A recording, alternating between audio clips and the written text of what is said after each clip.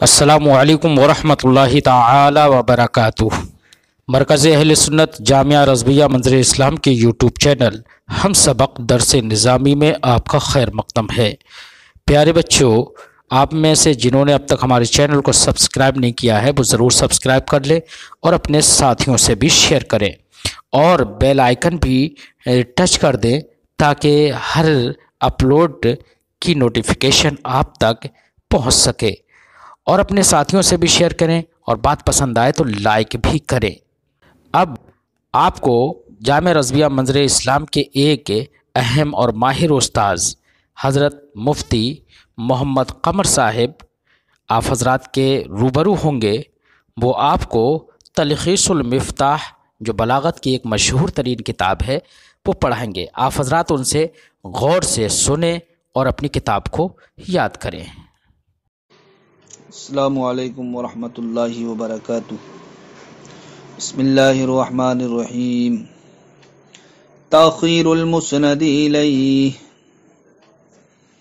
یہاں سے مصنف علیہ الرحمہ مسند الیہ کو مؤخر لانے کا بیان شروع فرماتے ہیں کہ مسند الیہ کو مؤخر کب لایا جاتا ہے۔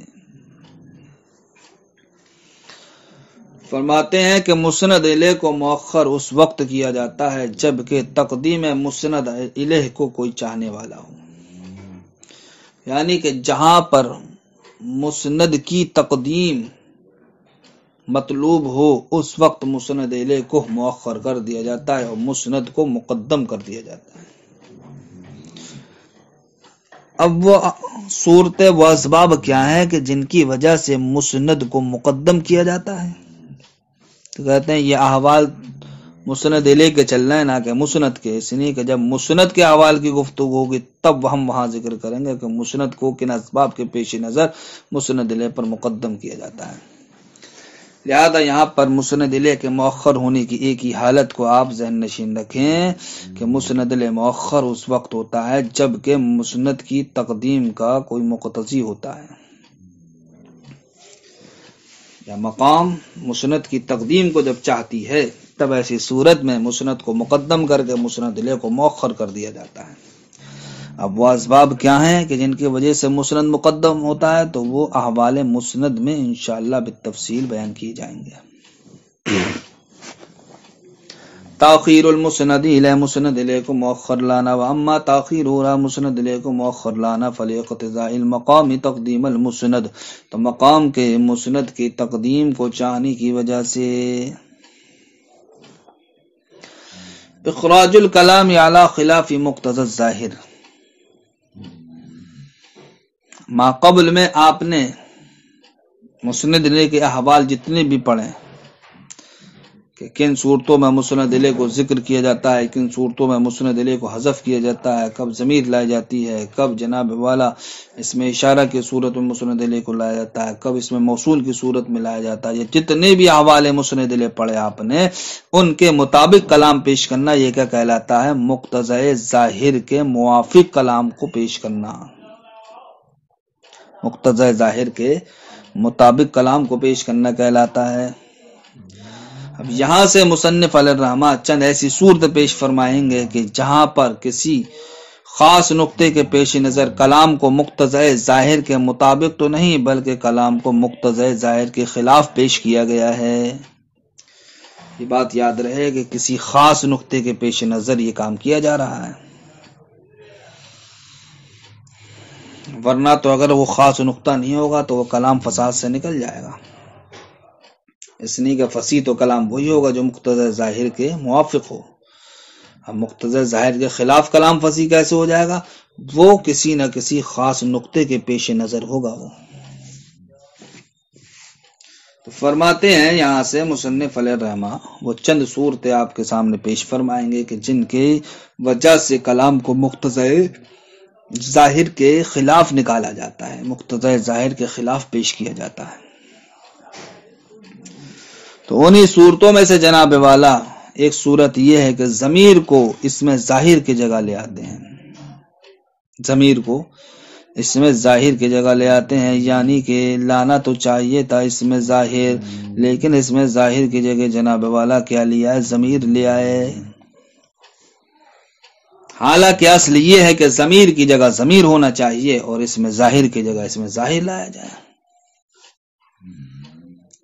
لیکن کسی خاص نقطے کے پیش نظر کبھی ایسا ہوتا ہے کہ اس میں ظاہر کی جگہ ضمیر لے آتے ہیں، جیسا کہ اہل عرب نعم الرجل کی جگہ کیا کہتے ہیں؟ نعم رجولن، یا کہتے ہیں نعم رجولان کی جگہ نعم رجولین، یا نعم الرجال کی جگہ کہتے ہیں نعم رجالن۔ پس نعم رجولن میں نعمہ کا فاعل ضمیر مستتر ہے، نعمہ کا فاعل ضمیر مستتر ہے جس کی تفسیر رجولن کر رہا ہے،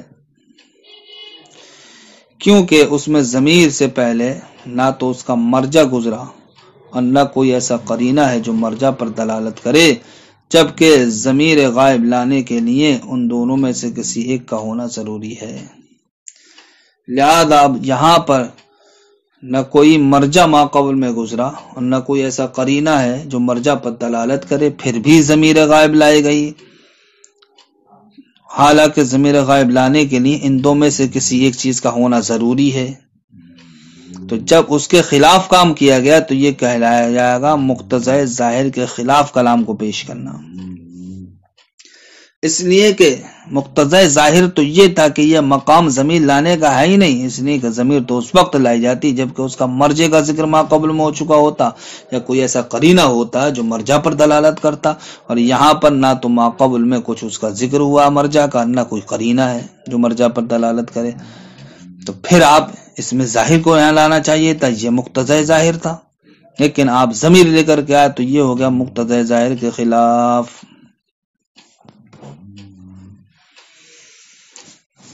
اور نعم الرجل زید کہا جاتا، لیکن آپ نے کہا نعم رجلا زید،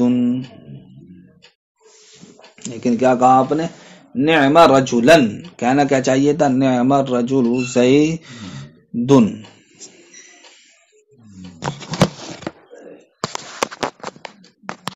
لہذا نعم رجلا زید کہنا یہ مقتضی ظاہر کے خلاف ہوگا اور اس میں اضمار قبل ذکر لازم آتا ہے، لیکن نعمہ کی ضمیر مستتر اس شے کی طرف لوٹ رہی ہے جو سامع کے ذہن میں ہے، البتہ وجود کے اعتبار سے مبہم ہے۔ جب رجلن اس کی تمیز لائی گئی تو اس کی جنس معلوم ہو گئی کہ وہ جنس سے مرد سے ہے، لیکن اس سے اس کی شخصیت معلوم نہیں ہوئی، اس لیے مخصوص بالمدح زید لایا گیا جس سے اس کی شخصیت متعین ہو گئی۔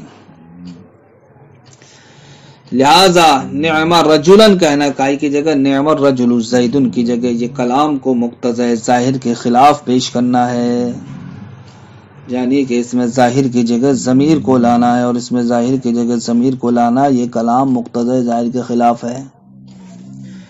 تو اب نعم رجلا جناب والا کس اعتبار سے صحیح ہے جبکہ اس میں اضمار قبل الذکر ہے؟ تو کہتے ہیں یہاں پر دو قول ہیں، اضمار قبل الذکر صرف ایک قول کے اعتبار سے لازم آتا ہے اور دوسرے قول کے اعتبار سے لازم نہیں آتا، یعنی ان لوگوں کے قول کی بنیاد پر ہے اضمار قبل الذکر جو نعم رجلا زید میں زید کو مبتدائے محذوف کی خبر مانتے ہیں، نعم رجلا زید میں زید کو مبتدائے محذوف کی خبر مانتے ہیں، ان کے نزدیک اس میں اضمار قبل الذکر ہوگا، لیکن جو لوگ زید کو مبتدائے مؤخر اور نعم رجلا کو خبر مقدم مانتے ہیں ان کے نزدیک یہ ظاہر کے خلاف نہیں ہے، کیونکہ اس قول کی بنا پر زید اگرچہ ذکر میں مؤخر ہے لیکن اپنے رتبہ و مقام کے اعتبار سے مقدم ہی ہے، کیونکہ وہ مبتدا ہے اور جس کا مرتبہ خبر سے پہلے آنا ہے، اس لیے مرجع گویا پہلے موجود ہے، لہذا اضمار قبل الذکر لازم نہیں آئے گا۔ تو اضمار قبل الذکر لازم صرف ایک قول کی بنیاد پر آئے گا، اس لیے یہاں پر مصنف علیہ الرحمٰن نے قید لگا دی ہے فی احد القولین، فرماتے ہیں خراج الکلام علی خلاف مقتضی الظاہر، کلام کو مقتضی ظاہر کے خلاف پر پیش کرنا، ھذا کلہ مقتضی الظاہر، ما قبل میں جو احوال مسند الیہ کو ذکر کیا گیا وہ تمام کے تمام ان کے مطابق کلام کو لانا مقتضی ظاہر کے موافق کہلاتا، وقد یخرج الکلام علی خلافی، کبھی کبھی جناب والا کلام مقتضی ظاہر کے خلاف بھی پیش کیا جاتا ہے. تو اس کی پہلی صورت یہ ہے کہ ضمیر کو رکھ دیا جاتا ہے اس میں ظاہر کی جگہ. فیوضع المضمر موضع المظہر، تو ضمیر کو اس میں ظاہر کی جگہ رکھ دیا جاتا ہے. جیسے کہ اہل عرب کا قول نعم رجلا، اس کو کس کی جگہ رکھ دیا گا؟ نعم الرجل زید کی جگہ. فی احد القولین، دو قولوں میں سے ایک میں، دو قولوں میں سے ایک میں. میں نے آپ کو بتایا دو قول کہ اضمار قبل الذکر ایک قول کی بنیاد پر لازم آتا ہے، یعنی ان لوگوں کے قول کی بنا پر جو نعم رجلا زید میں زید کو مبتدا محذوف کی خبر مانتے ہیں.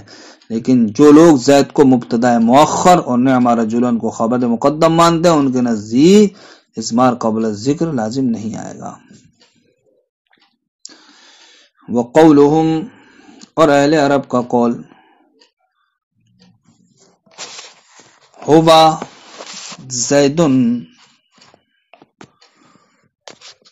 ہوا عالم یا ہی عالم، یعنی ہوا زید عالم، تو ہوا زید عالم میں ہوا ضمیر شان کے طور پر، یا زید عالم ان میں ہیا ضمیر قصہ کے طور پر. تو فرماتے ہیں ضمیر شان ہو یا ضمیر قصہ ہو، یہ بھی جناب والا اضمار قبل الذکر کے قبیل سے ہے. اضمار قبل الذکر کے کیا ہے؟ قبیل سے ہے. جب اضمار قبل الذکر کے قبیل سے ہے تو اب یہ بھی اس ضمیر کا لانا بھی مقتضی ظاہر کے خلاف ہوا، مقتضی ظاہر کے خلاف ہوا. اب پھر کیوں لے کر کے آیا جناب والا ضمیر شان یا ضمیر قصہ کی صورت میں؟ وہ اس لیے لے کر کے آئے کہ تاکہ جناب والا وہ شے جو ضمیر کے بعد آئے وہ سامع کے ذہن میں اچھی طریقے سے رچ بس جائے. کیونکہ جب سامع کو ضمیر سے کوئی معنی سمجھ میں نہیں آئے گا تو جناب والا وہ آنے والی چیز جو اس کی مراد کو متعین کر دے گی، اس آنے والی چیز کا انتظار کرے گا. اور جو چیز جناب والا انتظار و شوق انتظار کے بعد حاصل ہوتی ہے، جو پریشانی سے حاصل ہوتی ہے، وہ انسان کے ذہن میں دیر پا رہتی ہے. اس لیے ضمیر شان یا ضمیر قصہ کو لایا جاتا ہے تاکہ سامع کے ذہن میں اچھی طریقے سے ہم اپنی بات کو ٹھہرا سکیں. کیونکہ جب ضمیر کا کوئی مرجع ہی مذکور نہیں ہے تو اب وہ انتظار کرے گا اس ضمیر سے. اس کے ذہن میں جب کوئی معنی سمجھ میں نہیں آیا تو آنے والے کلام کا وہ انتظار کرے گا کہ جب آنے والے کلام کو وہ انتظار کے بعد حاصل کرے گا تو اب آنے والا کلام اس کے ذہن میں اچھی طریقے سے پیوست ہو جائے گا. تو فرماتے ہیں اہل عرب کا قول ہوا زید عالم، ضمیر شان کی جگہ اور شان کی جگہ ضمیر لے کر کے آنا ہوا زید عالم کہنا، یا قصے کی جگہ ضمیر لے کر کے آنا اور یہ کہنا ہی زید عالم. یہ کیوں ہے؟ لیتمکن ما یعقبہ فی ذہن السامع، تاکہ وہ چیز جو بعد میں آئے گی وہ سامع کے ذہن میں اچھی طریقے سے ٹھہر جائے. لأنہ اذا لم یفہم منہ معنی، اس لیے کہ جب اس نے ضمیر شان یا ضمیر قصہ سے کوئی معنی نہیں سمجھا، انتظرہ، تو اب وہ اس کا کیا کرے گا؟ انتظار کرے گا. اب جو چیز انتظار کے بعد مشقت کے بعد حاصل ہوتی ہے وہ دیر پا رہتی ہے. اس لیے جناب والا اب وہ چیز جو آنے والی ہے سامع کے ذہن میں اچھی طریقے سے راسخ ہو جائے گی. وقد یعکس، وہ کبھی کبھی جناب والا اس کے الٹا ہوتا ہے، یعنی کہ یہاں پر اس میں ظاہر کی جگہ ضمیر کو رکھا گیا ہے اور کہیں اس کا الٹا ہوتا ہے کہ ضمیر کی جگہ اس میں ظاہر کو رکھا جاتا ہے. وہ اسباب اب آگے انشاءاللہ ملاحظہ کریں گے. السلام علیکم ورحمۃ اللہ.